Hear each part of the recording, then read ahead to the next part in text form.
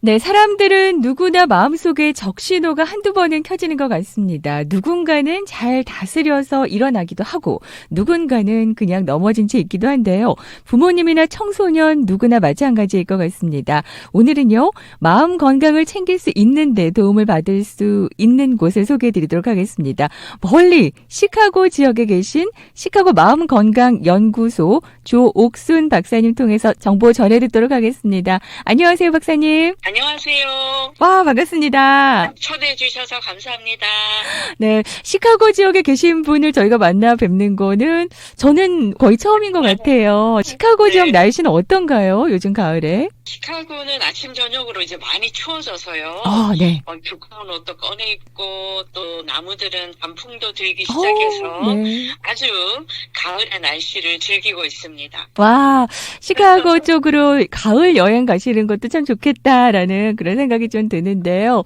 네. 조옥순 박사님에 대해서 제가 잠시 좀 소개를 해드려 보도록 하겠습니다. 시카고 무디신학대학 상담대학원 교수님이시고요. 심리상담사 그리고 부모교육 전문가, 상담적 교육 전문가, 그리고 상담교육학 박사님이세요. 박사님, 그 시카고 마음건강연구소는 어떤 곳인지 좀 소개 부탁드릴게요. 네, 시카고 마음건강연구소는 아주 쉽게 표현하면 미주 한인들의 마음의 쉼터 역할을 하는 곳인데요. 아, 네. 한국인의 정서와 문화를 충분히 고려해서 한인 1세대도 또 2세대 자녀들도 함께 마음 건강을 챙길 수 있고 심리 상담이나 치료 서비스를 받을 수 있는 곳입니다. 네. 사실 좀 미국에서 미국 상담사는 많은데 한국인을 이해하는 상담사를 찾기가 쉽지 않거든요. 맞습니다. 저는 그런 취지로 이제 한인 전담 심리 상담과 이제 지역사회 워크샵, 세미나 등 마음 건강 교육을 제공하는 그런 교육기관 역할도 함께 하고 있습니다. 네, 시카고 마음건강연구소는 그럼 시카고 지역에 계신 분들에게만 해당되는 건 아닌 것 같아요. 미주 한인이라고 그러셨으니까요. 네, 주로 시카고 지역 분들이 많이 오시지만 네. 서비스 이용이 전 지역에서 네. 한국에서도 서비스를 이용하고 상담 받는 분이 계시고요. 또 온라인 상담이기 때문에 상담이나 아니면 교육은 네. 미국 전 지역에서 또 한국에서 다른 나라로 심지어는 이민 가신 분들도 접속을 하고 계셔서 아주 흐뭇하고요. 앞으로는 이제 전 세계 한인들의 마음의 쉼터가 되기를 바라는 마음입니다. 마음의 쉼터라는 단어가 참 편안합니다. 지금 확 와닿는데요. 박사님, 우리 현대인들이 다 좀 마음의 문제가 있다라고들 하시잖아요. 저도 그렇고 여러분들도 한두 개의 어떤 문제들이 있으실 것 같은데 좀 이런 증상들이 있을 때 마음의 문제가 있을 수 있어요라는 그런 증상들이 있을까요? 네, 그렇습니다. 제일 먼저는요. 네. 평소에 하던 것, 있던 모습이 네. 다르게 나타나는 건데 예를 들면 평소에 잠을 잘 자던 사람이 너무 많이 자거나 잠을 못 자는 수면 문제가 있을 경우에 네. 그리고 두 번째는 아침에 일어났을 때 기분이 너무 가라앉고 무기력하고 일어나지 못해서 학생은 학교를 못 가거나 직장인은 직장을 못 가거나 아니면 부모님일 경우에 아이들을 케어하기 힘든 심지어는 자기 자신도 이렇게 가누기 힘든 그런 일이 일어날 수 있고요. 네. 그리고 세 번째는 집중력이 저하가 돼서 학업이나 업무 수행에 어려움이 있어서요. 직장을 못 다니게 되기도 하고 학업 성적이 막 떨어지기도 하고 그래요. 그리고 네 번째는 식욕의 변화인데요. 네. 스트레스나 우울이나 불안이나 이런 심리적인 문제 때문에 갑자기 많이 먹거나 또 이 불안해서 못 먹을 수도 있어요. 네, 네. 그래서 체중이 갑자기 늘거나 줄어들면 마음에 문제가 있을 수 있구나라고 보실 수도 있고요. 네. 그리고 또 예전에 좋아하던 그런 흥미, 취미 생활이 네. 전혀 의욕이 없어집니다. 제가 그런데요. 요즘에. 네, 네. 막 사람을 만나기 싫어지고요. 어. 사람 좋아하고 이랬던 분이 사람을 싫어하고, 막 골프도 많이 치러 다니고, 막 여행도 다니고 하던 분들이 모든 걸 스탑하고, 네. 전혀 취미 생활이나 이 소셜라이징을 못하는 그런 경우가 있고요. 네.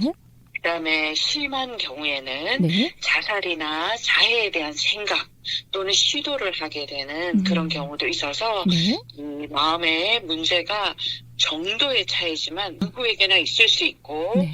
그래서 우리가 좀 이런 증상들이 있으면 마음의 문제가 있겠다라는 걸 알고 있으면요. 네네. 자기 자신이나 주변 가족들을 또는 이웃들을 도울 수 있지 않나 싶습니다. 네.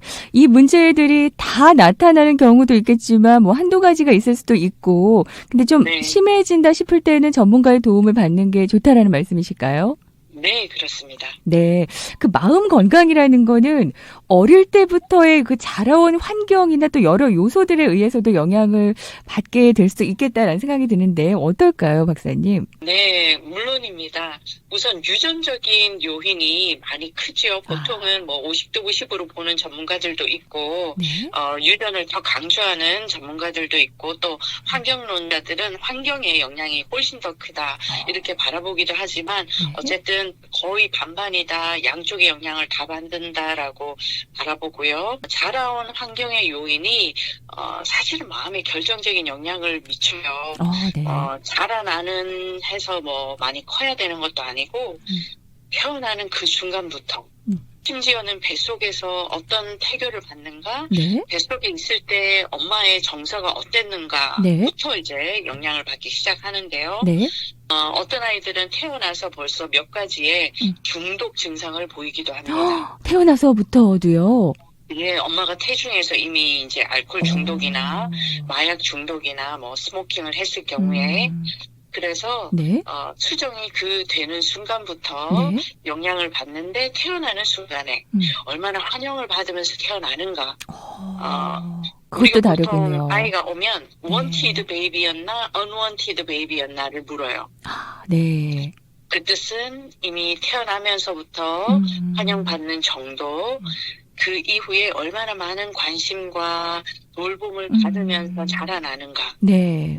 가족들이 자신을 어떻게 대하는가. 네. 막 귀찮아하는지 아니면 막 너무 보물같이 막 이쁘게 소중하게 대하는지. 네.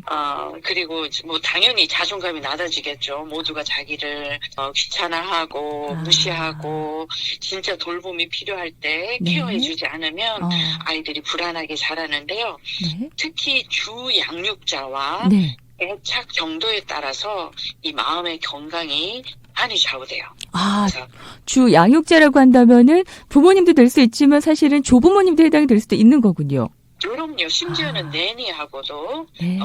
이 애착이 형성될 수 있고요. 네. 그래서 누구든 자기를 주로 돌봐는 사람과의 애착, 관계의 정도를 얘기하는데 안정된 애착인가 불안정 애착인가에 따라 네. 무서운 것은 네. 그 이후의 인생 전체의 인간 관계의 정도를 결정해요. 그게 상담을 해보시거나 통계적으로도 나와 있는 건가요? 그럼요. 이 애착에 대한 연구는 굉장히 많이 나와 있고, 심지어는 존 볼비라는 이 애착 이론의 전문가가 원숭이를 통한 실험도 하고, 사람뿐만 아니라 여러 가지 이 동물들과도 실험을 많이 했는데, 특히 이 아이가 정말 부모가 돌보지 않으면 죽을 수밖에 없는 연약한 존재로 태어나고, 어느 동물도 1년 동안 못 걷지 않아요. 사람만 1년을 자기를 케어 못하고 온전히 누군가에게 의지를 해서 먹고 자고 케어를 받아야 되기 때문에 이 사람만큼 주 양육자와 애착이 중요한 그런 존재도 없을 겁니다. 그래서 굉장히 중요한 영향을 받고요. 그리고 이제 부모의 양육 태도, 그 사람의 페어런팅 스타일이 결국 이 마음 건강에 영향을 많이 미치고요. 근데 조심해야 될 것은 아이가 마음에 건강이 있다고 해서 모두 부모의 책임이다라고 결론 짓는 것은 바람직하지 않습니다. 아, 네. 환경적인 것도 있는 건가요, 그러면? 유전적인 것도 있고요. 다른 부모 말고 예. 이 아이의 기질이라던가 아니면 이 아이가 그 밖에서 학교 밖에서 어떤 그 뭐 불링을 당했다던가 아니면 어떤 트라우마가 있었다던가 네. 불리의 사고나 자연재해나 여러 가지 다른 환경적인 요인이 있을 수 있지 않겠습니까? 네, 네. 그래서 모든 문제를 부모의 탓으로 돌리는 것은 아주 위험하고 바람직하지 않고요. 네. 그렇지만 부모의 역할이 영향이 크다라는 것은 모두가 동의할 수 있습니다. 그렇다면 부모의 역할, 특히 주 양육자의 역할이 매우 중요하다라는 것을 다시 한번 좀 깨닫게 되는데요. 그 나이대별로도 좀 다른 것 같아요. 그 양육의 태도나 이런 게 저희가 잠시 광고 듣고 와서는요. 그거에 대해서 좀 자세히 좀 알아보고요. 특히 청소년기의 부모님들은 어떤 양육 태도를 가져야 되는지 본격적으로 좀 집중적으로 설명을 들어보도록 하겠습니다. 여러분께서는 수요일 교육 플러스 함께하고 계시고요. 오늘은 멀리 시카고 지역의 시카고 마음건강연구소의 조옥순 박사님 통해서 또 마음건강 정보 함께 나누고 있습니다. 잠시 광고 듣고 돌아오도록 하겠습니다.